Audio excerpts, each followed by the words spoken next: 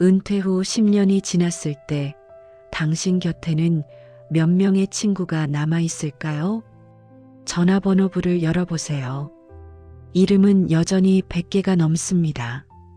하지만 통화 기록을 보면 이야기가 달라집니다. 지난 한 달 진심 어린 대화를 나눈 사람은 손에 꼽을 정도입니다. 한때 매일 얼굴을 마주하던 동료들이 있었습니다. 회사 복도에서 스쳐 지나가며 인사하던 그 사람들 말입니다. 퇴직 후 단체 카톡방은 조용해졌고 송년회 약속은 세 번째 연기 끝에 흐지부지 됐습니다. 관계는 점점 사라져가는데 정작 그 이유를 아는 사람은 없습니다. 오늘 이 영상은 그 이유를 함께 찾고 잃어버린 관계를 다시 잇는 방법을 나눕니다. 오늘 영상이 도움이 되셨다면 구독과 좋아요 부탁드립니다. 여러분의 작은 응원이 더 좋은 콘텐츠를 만드는 힘이 됩니다. 바쁘다는 이유로 미루고 어색하다는 핑계로 회피하다 보면 어느새 아무에게도 연락하지 않게 됩니다. 65세 박선호 씨는 퇴직 후 8년째 혼자 밥을 먹습니다. 처음엔 친했던 후배에게 전화를 걸어봤습니다. 요즘 어떤지 한번 보자고 말입니다. 돌아온 대답은 밝았습니다. 좋다고 다음에 꼭 보자고 했습니다. 그런데 그 다음은 오지 않았습니다. 박 씨는 두 번째 전화를 망설였습니다. 자신이 너무 집착하는 것 같고 자존심도 있었다고 합니다. 결국 그 후배와는 3년째 연락이 끊겼습니다. 누군가 이런 말을 했습니다. 친구가 없는 건 슬픈 일이 아니라 그리움이 쌓이는 일이라고 말입니다. 이 말에 고개를 끄덕이는 분들이 많습니다. 은퇴 후의 외로움은 단순히 사람이 없어서가 아닙니다. 연락하고 싶은데 연락할 용기가 없어서, 보고 싶은데 먼저 말을 꺼내기 어려워서 생기는 감정입니다. 혹시 여러분도 비슷한 경험이 있으신가요? 그렇다면 이 문제는 당신만의 것이 아닙니다. 통계로도 확인됩니다. 보건복지부의 한국노인실태조사에 따르면 60대 남성의 거의 절반이 가장 가까운 친구가 없다고 답했습니다. 더 충격적인 사실이 있습니다. 은퇴 후 10년이 지나면 사회적 관계망이 평균 60% 이상 줄어듭니다. 단순히 연락이 뜸해지는 게 아니라 관계 자체가 소멸하는 것입니다. 왜 이런 일이 벌어질까요? 이유는 단순하지 않습니다. 첫째, 사회적 역할이 사라집니다.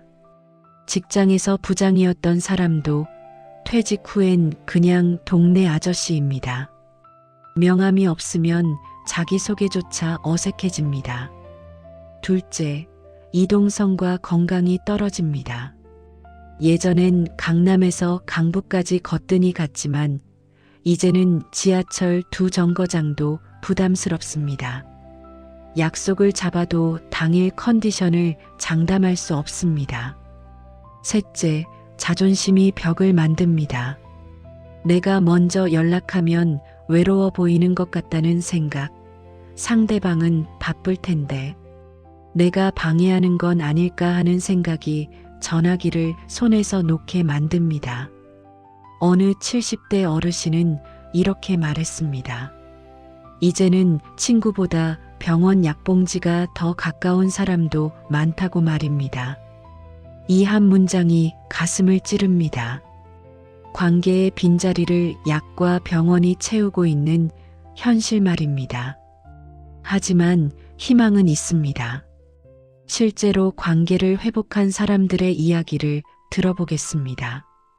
서울 마포구의 한 복지관에서는 퇴직자 10명이 점심 친구 모임을 만들었습니다. 규칙은 간단합니다. 매주 화요일 정오 각자 도시락을 싸와 함께 식사하는 것입니다. 처음엔 모두가 어색했습니다. 대화 주제도 마땅치 않았고 30분이 지나면 할 말이 없어졌습니다. 하지만 3개월이 지나자 변화가 나타났습니다. 참여자의 절반 이상이 우울감이 줄었다고 응답했습니다. 병원 방문 횟수도 줄었습니다. 무엇보다 표정이 밝아졌습니다.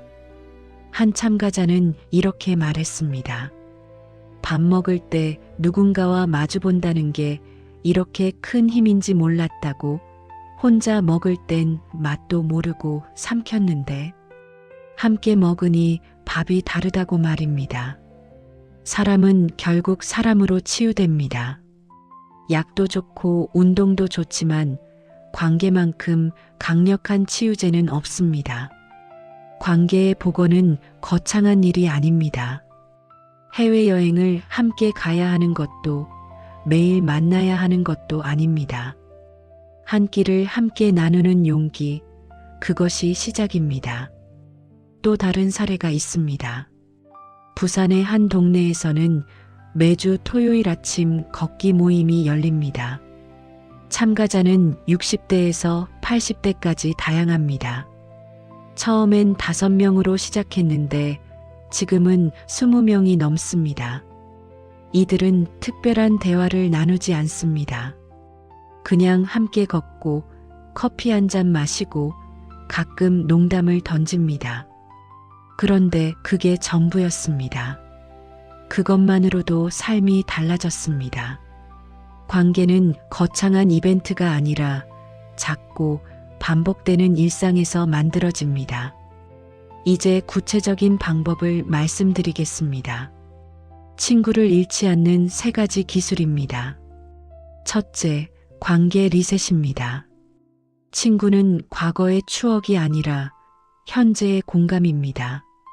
많은 분들이 착각합니다. 학창시절 친구, 직장 동료가 평생 친구일 거라고요. 하지만 삶의 단계가 바뀌면 관심사도 바뀝니다. 억지로 과거의 인연을 붙잡기보다 지금의 나와 맞는 사람을 새로 만나는 게 현명합니다. 어디서 만날까요? 취미 모임, 독서 클럽, 지역 커뮤니티가 좋습니다. 동네 도서관, 문화센터, 복지관에 가보세요. 생각보다 많은 모임이 당신을 기다리고 있습니다. 새로운 관계를 맺는 용기, 그것이 인생 2막의 첫걸음입니다. 둘째, 생활 루틴 공유입니다. 하루 루틴을 함께할 사람이 있으면 외로움은 절반으로 줄어듭니다. 동네 걷기 모임에 참여해 보세요. 주 1회 점심 약속을 잡아보세요. 자원봉사 활동도 좋습니다. 중요한 건 정기성입니다. 언젠가 보자는 약속은 지켜지지 않습니다. 관계는 즉흥이 아니라 계획된 만남에서 유지됩니다. 매주 화요일 오전 10시, 매달 셋째 주 금요일 점심. 이렇게 구체적인 약속이 관계를 지켜줍니다. 셋째, 디지털 연결 활용입니다. 디지털은 젊은이들만의 것이 아닙니다. 카카오톡 오픈 채팅방을 아시나요? 관심사별로 수많은 채팅방이 열려 있습니다. 등산, 사진, 독서, 영화 등 주제는 무궁무진합니다. 온라인 카페도 좋습니다. 네이버, 다음에서 시니어, 퇴직자, 50+ 키워드로 검색해 보세요. 활발한 커뮤니티가 많습니다. 마을 앱도 있습니다. 동네 주민끼리 소통하는 앱에서 산책 모임, 나눔 행사 정보를 얻을 수 있습니다. 디지털 도구는 나이가 들어도 연결될 수 있다는 자신감을 심어줍니다. 처음엔 어렵지만 한번 익숙해지면 새로운 세상이 열립니다. 누군가는 말합니다. 나이 들어 새로운 친구를 만드는 건 어렵다고 말입니다. 맞습니다. 20대처럼 쉽게 친해지지 않습니다. 하지만 진짜 중요한 건 만드는 게 아니라 유지하는 겁니다. 작은 연락 한 통, 생일 축하 메시지 한 줄, 안부 한마디. 이 사소한 행동이 관계의 심장을 다시 뛰게 만듭니다. 잘 지내냐는 이 세 글자가 누군가에게는 하루의 유일한 대화가 될 수 있습니다. 관계는 거창한 이벤트가 아니라 작은 관심의 축적입니다. 1년에 한 번 만나는 친구보다 한 달에 한 번 안부를 묻는 친구가 더 가깝습니다. 그리고 관계는 나를 비춰주는 거울이기도 합니다. 내가 먼저 연락하면 상대방도 나를 기억합니다. 내가 먼저 관심을 주면 상대방도 나를 챙깁니다. 관계는 주고받는 게임이 아니라 함께 키우는 정원입니다. 이제 다시 묻겠습니다. 앞으로 10년 후 당신 곁에는 누가 남아 있을까요? 그 답은 미래에 있지 않습니다.